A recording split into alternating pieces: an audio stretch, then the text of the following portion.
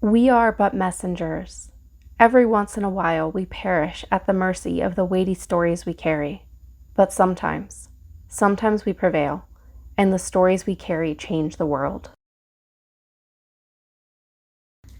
I read Lost Ark Dreaming recently, and it is my number one book that I have read so far this year, and it is on my list of some of the best books I have ever read.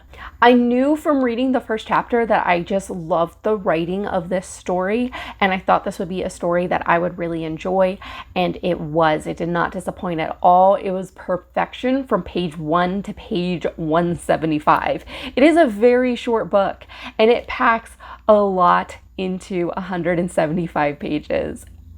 It is amazing.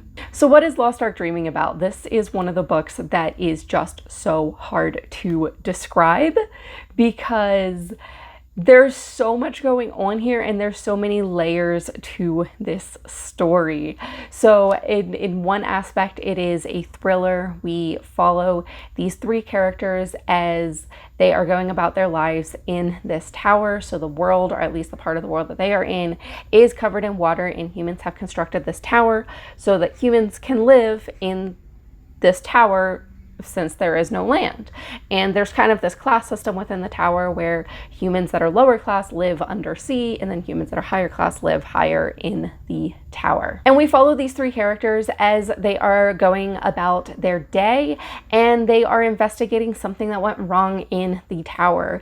And they soon realize they are not alone. There is this vengeful water demon in the tower hiding in the shadows. And this really, it kind of has this thriller feeling to it. We have a lot going on in this story, but at the same time, it's very reflective. As we're following these three characters, we get to learn their fears and hopes and dreams for the future as they are trying to face the chaos and figure out what to do next. Tuyo and Ngozi glanced at each other. There was not much shared camaraderie there, but there was a shared understanding and a shared recognition of their place in the possible future that awaited. These three characters are from very different places in life, and as that quote suggests, they don't really like each other. And throughout the story, they don't really come to like each other either, but they recognize that they have to work together if they're going to survive.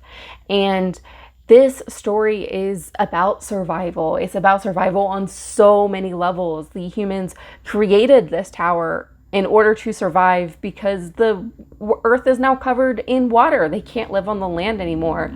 That is one sort of survival, but also the very immediate survival of living beyond today. These characters are faced with an unusual circumstance, and they have to figure out how to survive in that circumstance. They also are in the undersea part of the tower, and they realize what's going on, and they're talking to people higher in the tower. They're like, okay, what do we do now? Well, let's, tell people what is going on.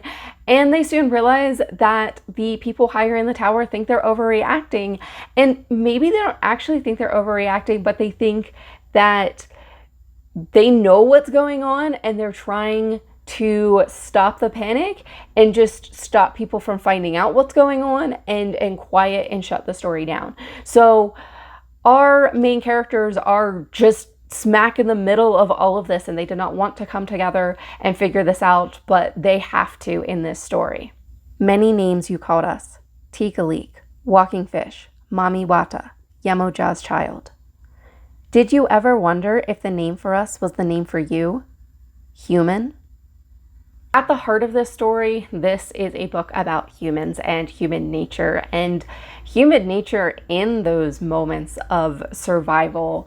We follow these characters and we get to learn about their hopes, fears, and dreams. We also explore the human capacity for both good and bad.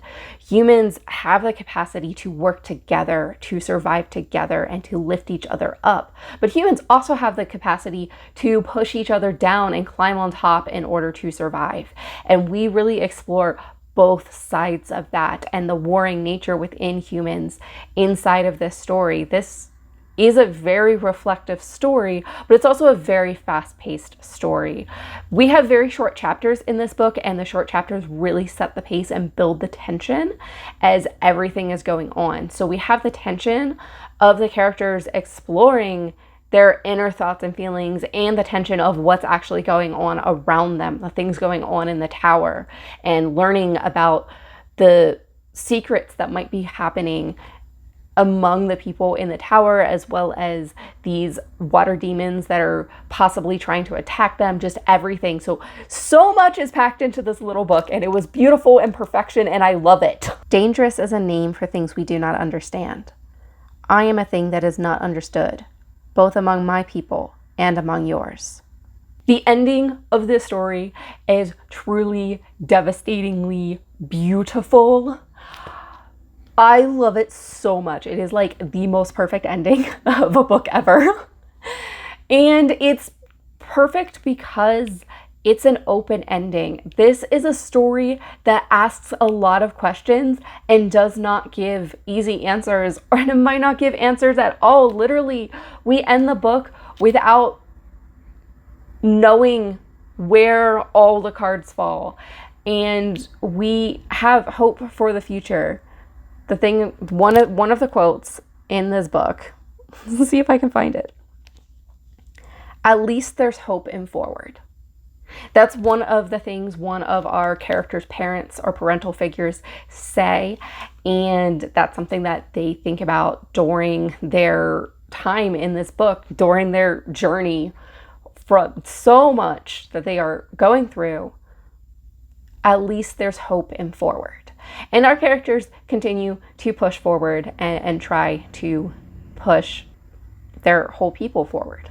And I love it. And I feel like the book basically asks the question of like, what are you going to do?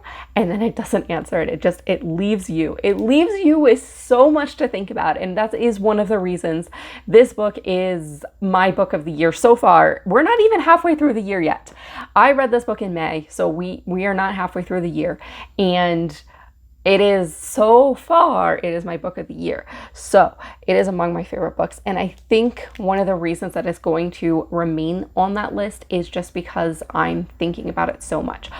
I want to reread this book. I got a hold of the physical copy. So I had a advanced reader copy from NetGalley. It was an ebook, and I wanted to get a hold of the physical copy so I could see the quotes and I could make sure that nothing changed prior to publication. Now that I have the physical copy, like honestly, I have this one from the library, but I want to buy it. This is one I want to own. This is one that I will think about. This is one I already want to reread, and it's only been a couple weeks since I finished it the first time, and I already want to reread it. So if that tells you anything, go read this book.